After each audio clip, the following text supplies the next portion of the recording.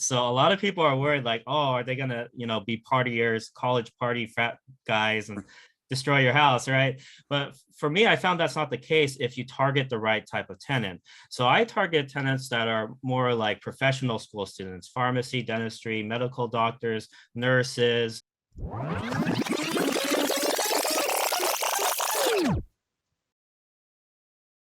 All right, everybody, welcome back to another episode of the Richard Geek Podcast. I am happy to have Ryan Chaw on. How you doing, Ryan? Hey, how's it going, Mike? Hey, I'm honored to be on the podcast. Yeah, so we are going to talk for all of you listeners that are thinking about getting into real estate part-time while keeping your W-2. That's a little bit what we're going to go over. And, Ryan, one of the things that's very important, when I first started in investing was that W-2. It's kind of like that's something that you really had to have in order to buy the properties. Is that something that you realized also when you first got started? Yeah, definitely. A lot of lenders want to see like some sort of work history or see that you're, making more income each year, or at least a job offer letter to see that you're making that W-2 income to lend to you.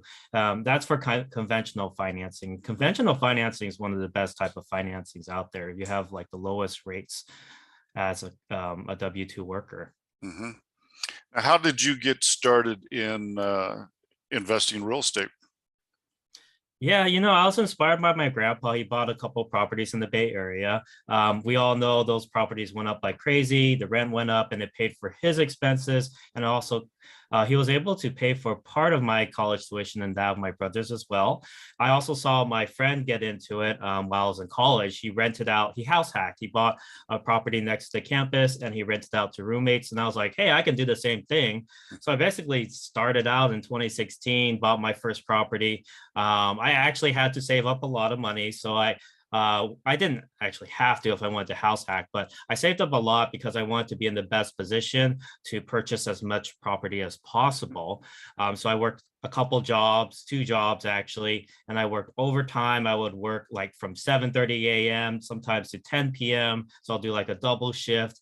And that basically put me in the best position to be able to buy that real estate.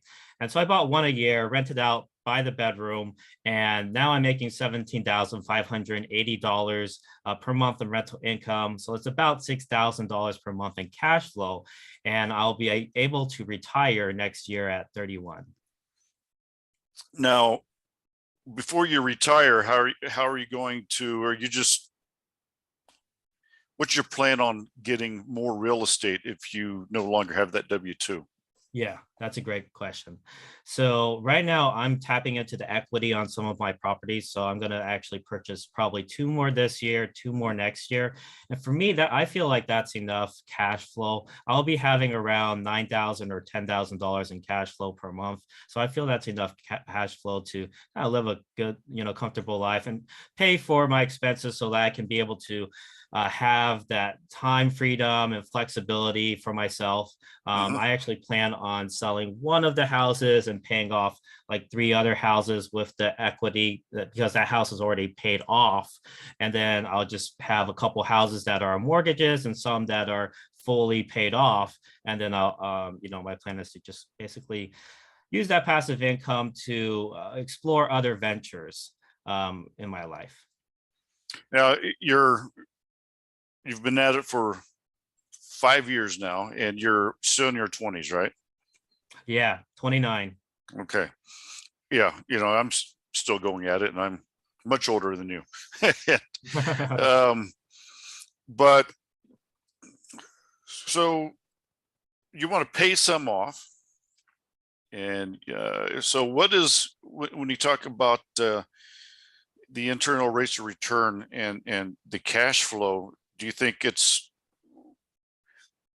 tell our listeners the difference between why you should have some debt on some and then why you want to pay cash on others, cash them out? Yeah, I mean, for me, it's a little bit of a peace of mind. I mean, that's always something a lot of people ask. But what I believe in is leveraging as much as you can at the beginning, because it's kind of like planting seeds to grow into a garden. You want to plant a lot of seeds and then wait for it to Mhm. grow rather than, wait and accumulate and try to get all that capital to buy a property in cash, and then you can only plant like one seed, right? Mhm. So that's kind of the idea. I wanted to first leverage as much as possible. That's why I tapped into the equity on my properties using a HELOC and plan to do that more HELOCs this year, to purchase more properties. But then in the end, I kind of want to be at the stage where I have some paid off. So if the economy were to crash or something like that, some unforeseen event occurs like COVID, I'm still, not going to be struggling to pay those mortgages. And why do you want to stop at 6 or 7 or 8? Why not keep going? Or are you just sitting there, it's like, well, this amount's fine for me, and why not own 100 properties? Yeah, that's a great question. I always plan on expanding actually. What I plan to do though is of course have that retirement step, and then I Mhm. I want to do some mindset work and kind of take a little bit of a break to kind of clear my head and see where do I want to go next with my business, with my life, with my Mhm. relationships and career and all of that. But most likely I will be continuing buying properties using something more like a limited partnership where I'm the Mhm. general partner, and then I have limited partners that come in, and I'll either promise like an 8% interest rate, or maybe I might allow them to have some of the equity on the property. And do you and that's a good idea, because we do syndications, and we also have some JVs, some joint ventures. So that's how we were able to really grow and expand. Mhm. Um, are all yours that you have the rentals or the lease to own, or are you doing? You said you're house hacking on one of them. They're Yeah, just. so I'm actually able to live. So the one I just purchased, actually, I'll run through the numbers real quick. I bought for 511,000, all from the equity on the HELOC that I took out. So I didn't have to put in money from my own pocket. I used the equity that was kind of building up on my other properties to purchase it. And Mhm. then I pay maybe a 5%, 5.5% interest rate on that HELOC. So that's about $5,500 per year, and that's what 400 a month or so. And then my mortgage on it is 2,300. So altogether, that's about $2,700 or $2,800. And then I'm making 3,650 because I rented out the 4 other bedrooms. I actually added a 5th bedroom and rented out the 4 others. I stay in the master, and then I put in a couple into one of the bedrooms. So I was able to make a little bit more from that. And so I'm making the spread between 3,650 and the $2,800 minus some other expenses. So I'm basically living for free while this house is appreciating. Mhm. And my equity is being paid down by the tenants, or I get equity pay down, loan pay down from the tenants. Are all of your other houses a per bedroom rental? Yes, exactly. So what I typically do is I'll buy like a 3 bed, 2 bath that has a large square footage, typically over 1,500 square foot. And I can usually add a 4th and a 5th bedroom to those houses to increase my rent by $600 per room. So with 2 bedrooms, that's an extra $1,200 to $1,400. What type of tenant are you getting that is only interested in just a bedroom? Student tenants. So a lot of people are worried, like, oh, are they gonna, be partiers, college party frat guys, and destroy your house, right? But for me, I found that's not the case if you target the right type of tenant. So I target tenants that are more like professional school students, pharmacy, dentistry, medical doctors, nurses, that type of deal. People who are maybe juniors and seniors in college and more serious about finally earning their degree. I also target colleges that are on usually the top colleges list Hmm. as well. And so they have just like a shared family room. They're just doing it's basically like dorm rooms, right? And they're just doing that. And are they on 12-month leases or month to month? 12 months. So It's like the college dormitories and that it's, yeah, you share the kitchen and things like that, but there's still a lot more space compared to the dormitories. Like there's the living room area, there's the backyard, the garage for storage, they have laundry room and all that type of stuff. So we're basically offering the student more privacy, more space compared to the on-campus dormitories, and we're charging half the rent. So we're charging maybe about $600 versus you pay $1,200 and you have to bunk with someone at the university. So for many, it's a blue ocean market, honestly. A lot of students want to save money during college and lower their student debt. So it's a win-win situation for everyone. And yes, one year leases, and they have the option of subleasing during the summertime to summer school students. Oh, really? So you allow them to sublease? Do you have to? Yes, definitely. Do you have to verify or do an application for the sublease? No, actually. So it's for the subletter, basically what you have is you still have the primary tenant on the lease. So your agreement is with the primary tenant. So it's up to the primary tenant to go ahead and vet the person that they want to bring in. But usually it's like their friend, or it's like somebody, another student that's part of the off-campus housing Facebook group. And so that's usually what we bring in. What happens if the subleaser doesn't pay?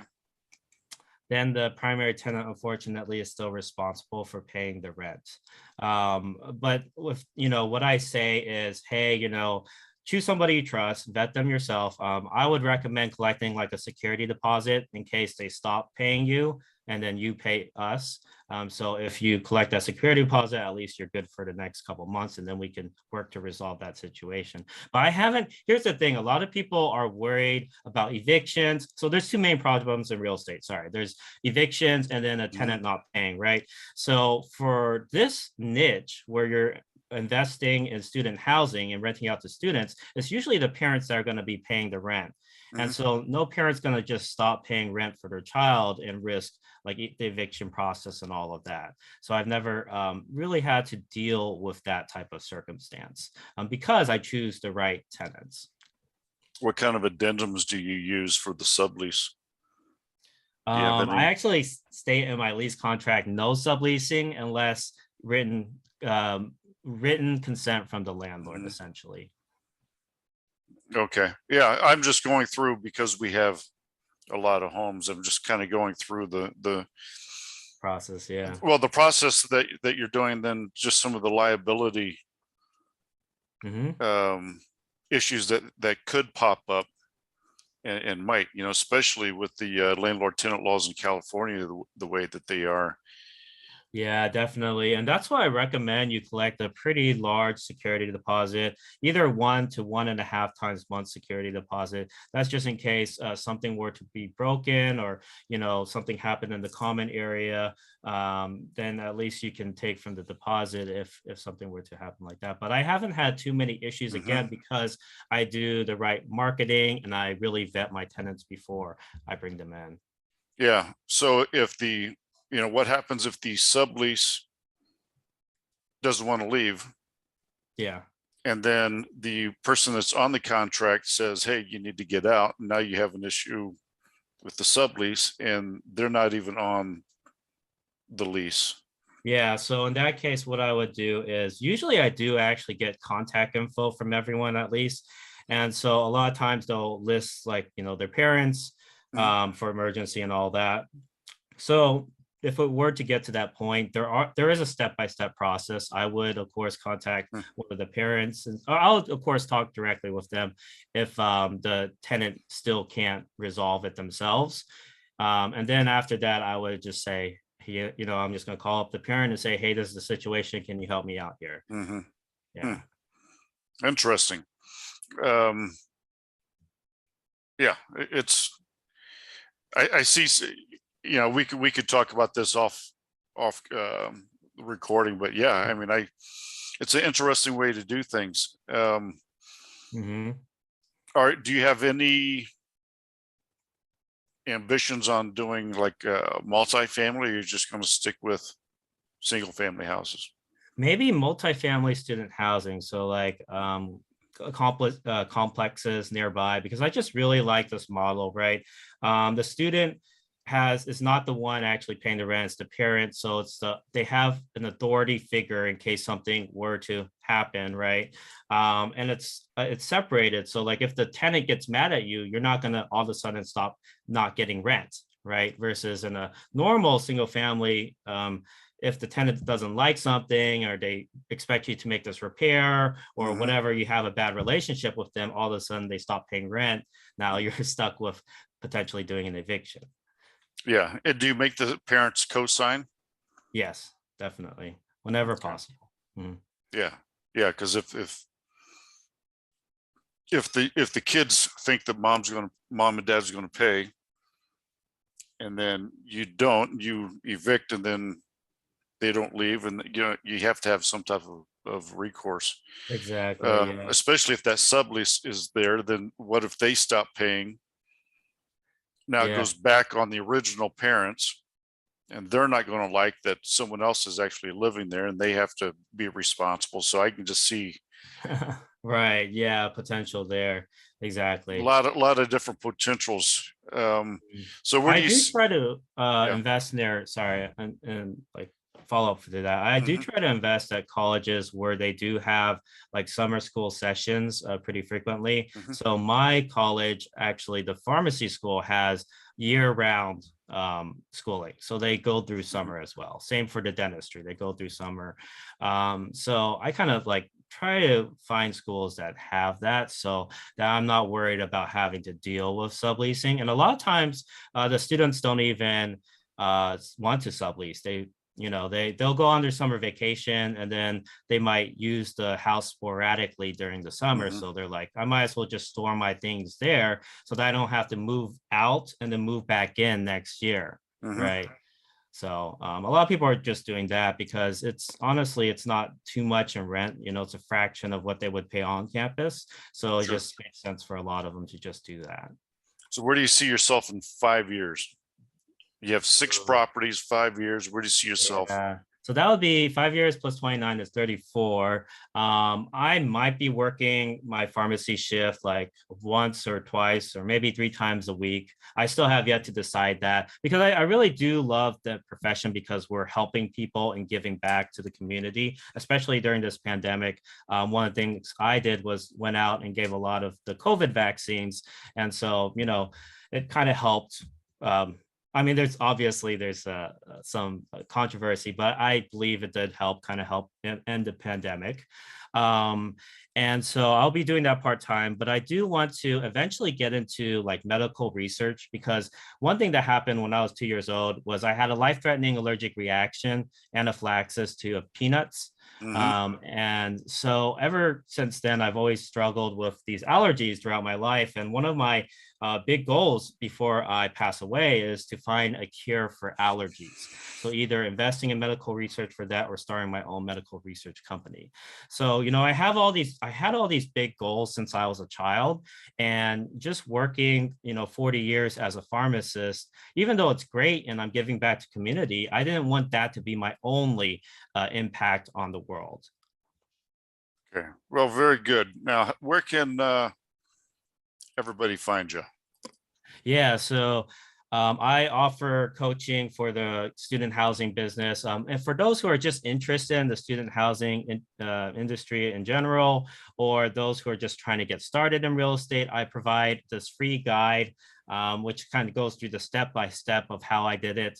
It's at www.newbierealestateinvesting.com/guide. That's www.newbierealestateinvesting.com/guide. And Newbie is spelled NEWBIE. I also have a weekly newsletter, so you'll get weekly emails about kind of the obstacles that I encountered on my journey and how I solved them, Mhm. and the step-by-step strategies that I've used to build my portfolio to a multiple 6 figures. Perfect. Well, Ryan, I appreciate you coming on, and hope everyone checks it out. Yeah, And thanks again, it's Mike. newbierealestateinvesting.com. Thanks a lot, Ryan. All right, thanks, Mike. Thanks for having me on the podcast.